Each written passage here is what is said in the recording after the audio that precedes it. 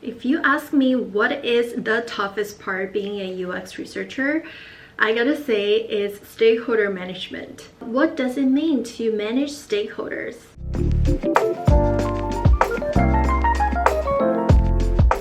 Hi everyone, welcome to my channel. My name is Qian. If you're new here, I am a marketer turned UX researcher. Now I work as the solo UXR in the healthcare industry. So to give you some idea of my current situation, I am the solo UX researcher working with 3 engineering pods, 3 product managers, 2 designers. I collaborate with a lot of people ranging from the product trio, marketing, customer insights, sometimes provider relations, and business customers. I've encountered a lot of challenges working with different stakeholders. In today's video, I summarized all the challenges I've encountered into 3 major themes and lessons I've learned on how to tackle them.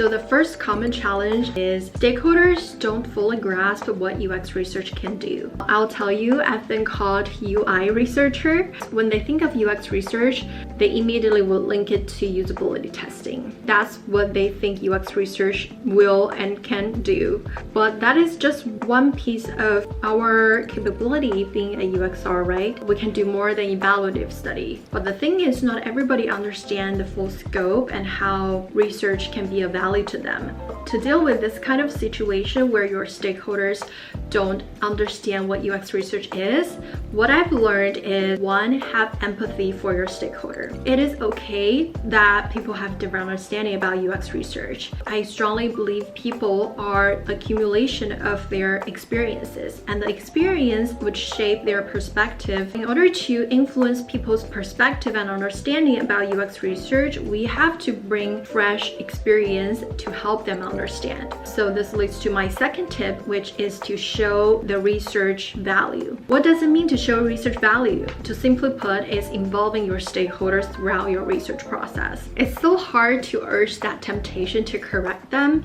but I've learned from experience it is better to take it slow. When the PM called me UI research, I didn't correct her immediately. Instead, I involved her in a couple of research projects, and they were during different product development phases. I used different research methods.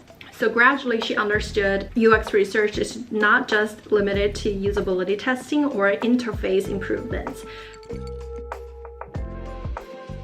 Second challenge is research is too slow. So in my case, our engineering team works in a 2-week sprint. When I first onboarded to my position, I heard a lot of feedback from the engineers saying research takes too long, we cannot wait. First step is to understand what is the reason behind the perception that research is too slow. How does the team measure success? Is the product team success measured by number of features, or is it measured by the outcome or impact? If the team is chasing the number of features launched, then there is a bigger problem with the organizational culture. In my case, luckily our team is not measured by number of outputs. The product lead cares about the impact that we're making. I talked with those engineers, their experience working with researchers. What I've learned is the problem lies in research being brought in late. Instead of fitting a project into a 2-week sprint, so I realized what I had to do is to work ahead of engineering schedule. If you encounter a similar situation, you can think about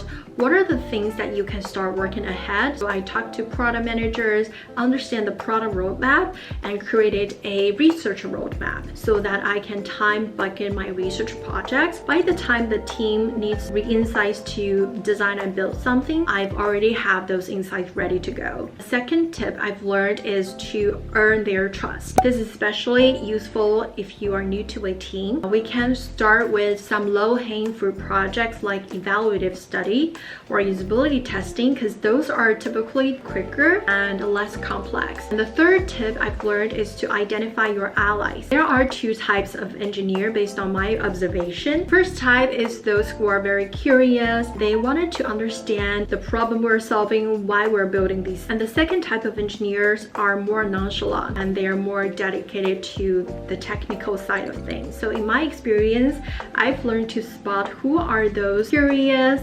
engineers, leverage their influence to build this curiosity and empathy within the engineering teams. Third challenge I've encountered is stakeholders cherry-picking research insights. This is a tough one. I remember when I presented a research study, there are like 5 key recommendations. One of the stakeholders just cherry-picked one of the findings that confirmed her existing beliefs, said, yeah, this is right, this is what we're gonna do. In this kind of situation, step 1 is to assess the influence of this person. So if this person makes the final call, then we need to take the time understanding where they're coming from. Why do they care about certain outcome more than the other? Having that understanding can help us frame our angle and to paint a full picture while also address their particular concern. So if the individual who cherry-picked the insights is more of an influencer rather than a final decision maker, then what we could do is to invite different voices to the discussion. So this way we can create a more balanced view to avoid biased interpretations.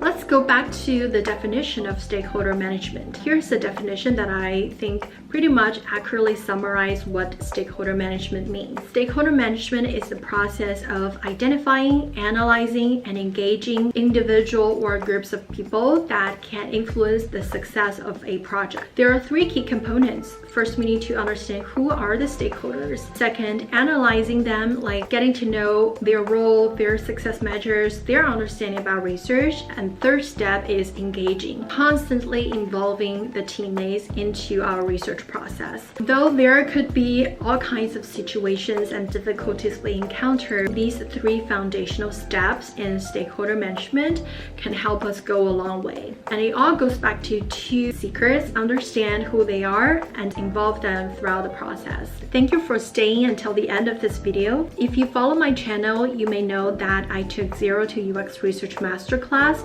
to transition from marketing to UX research. I learned a ton of technique from this masterclass about how to deal with difficult situations, how to collaborate with stakeholders. If you're new to UX research, I highly recommend you to check out the newly launched self-paced 0 to UX Research Masterclass. You will get a lot of valuable lessons from this self-paced course. Plus, it's more pocket-friendly than live sessions. And if you're curious about my experience taking this masterclass, you can watch this video. Alright, thank you for tuning in today. I hope you learned something valuable from my personal journey. What are the other challenges you've encountered working with stakeholders? Leave a comment below, and don't forget to like, subscribe, and turn on that bell button so you won't miss any future updates. See you in the next one.